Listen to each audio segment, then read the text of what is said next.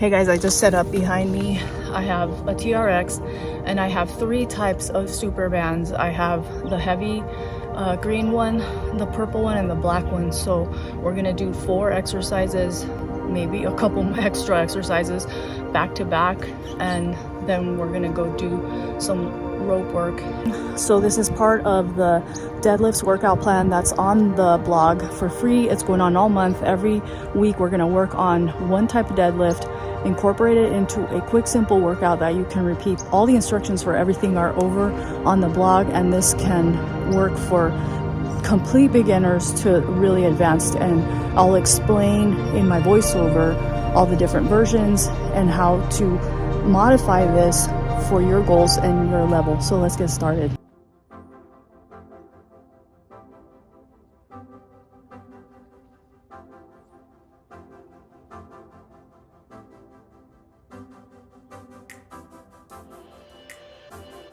Okay, so our first exercise is a squat to row. This squat to row has a hip thrust as well. So you're aligning your hips underneath your anchor point. You're sitting all the way down to you're almost touching the floor with your backside, and you're pushing through your heels up into that tabletop position and then rowing yourself up.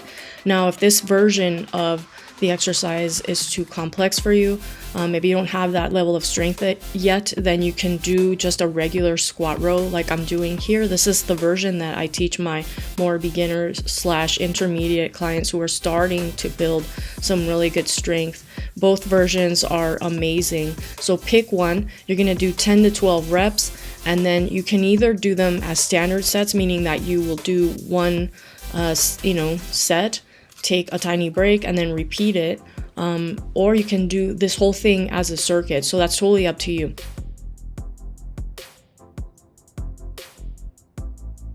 Okay, next up we have 2 versions of the band press. So you're doing a super band press in a lunge stance with a fairly easy band. If you're a beginner, you're gonna want the black band from this set of bands. But if you're more advanced, then you can use the purple band and add an overhead squat with an alternating lunge. So you're lunging forward as you press the band kind of down at an angle, and when you step back, you're gonna sit into a squat and lift that band. So you're not really pressing the band overhead. It's pretty loose as you lift it, but then as you lunge and push forward, that's when you really got to engage your core. It's pretty much a total body exercise that works chest, shoulders, triceps, core, quads, and glutes. It's an amazing move. Just make sure that you're using the right bands.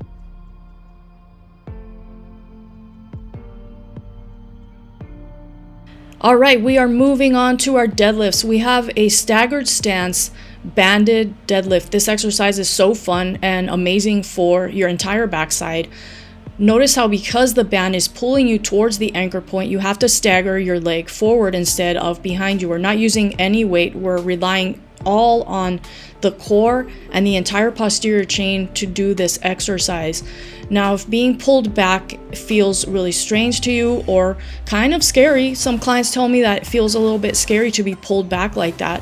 A great way to get used to that is to do this little squat into a hop and then kind of walk yourself back by really engaging through the core. So once you do a few of these, you'll be fine. You'll be able to do any sort of banded deadlift where the band is pulling you back.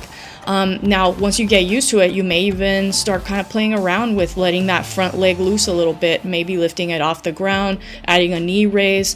And still though, if this is too hard for you, you can just go back to regular stance. Make sure that you're hinging from the hips and maybe add a little bit of overhead movement with the arms so that you're really working on that core, working on those entire posterior chain to build that strength with the deadlift for more complex deadlifts with weights with other types of gear.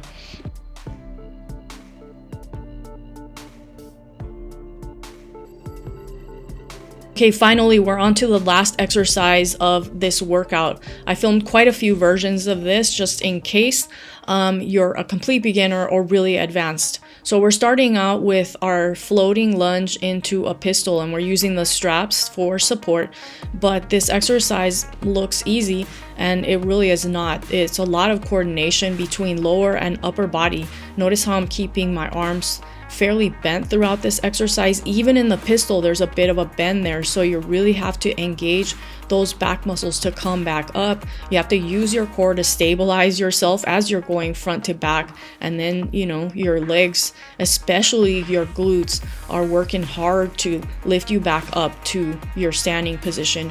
Now, if that pistol version doesn't feel right for you, maybe it's too advanced, you don't have that kind of coordination, you can work on the single arm, single leg version without the pistol. So switch to a single arm grip. Notice how my hips are kind of shifting a little bit, they're rotating slightly. That's because this exercise is pretty challenging, so it might look easy, but this is still going to get you some amazing lower body strength.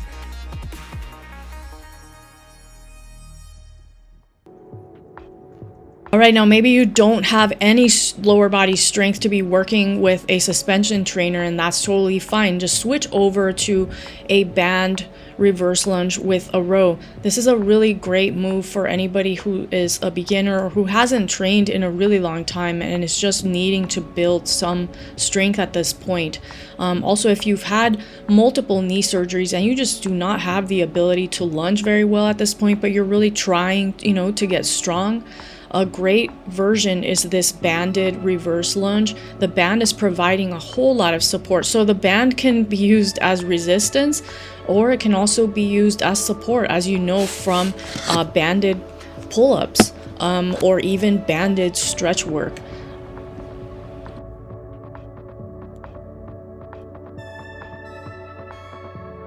Now that you've finished your workout, you've done 2 sets of each exercise for 2 rounds, you can finish up with some stretches that are really going to help you get better results from this workout. So it's important to follow up the patterns that you just did with stretches that complement that. And this single leg deadlift using the suspension trainer is really nice. It lengthens the entire front of the body, but also the backs of the legs, and it kind of helps you to really get that deadlift pattern into your brain. So you've done a few deadlifts throughout this workout, and now you're kind of just fine-tuning that deadlift with a stretch. So this is really important, why you should pick the right stretches to do after your workout and not just do any random stretch.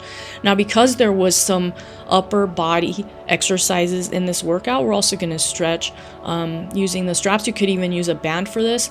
We're just going to do a little bit of side bending with arms overhead to open up the lats, open up the chest and shoulders, and also the core. This feels really amazing. You'll notice that your breathing really deepens. And then here we're just doing a hip dip to kind of lengthen the glutes and IT band and all the other leg muscles that worked really hard in this workout. That's it, guys. That's all the exercises and variations of those exercises. The whole plan is posted over at fiteatscoach.com/behealthyblog. It's all listed on there with modifications off to the side, and then each of the week's videos will be added into that post, and I'll just keep linking into the info box so that you can just click on it and go over to the blog. And if you're ever looking for something on the blog and it's not there, just use the search feature, type in whatever it is you saw on YouTube, and it's gonna pop up. Search on my blog is actually really great. So anyways, thanks for watching. Don't forget to subscribe, like, comment, and tell your friends.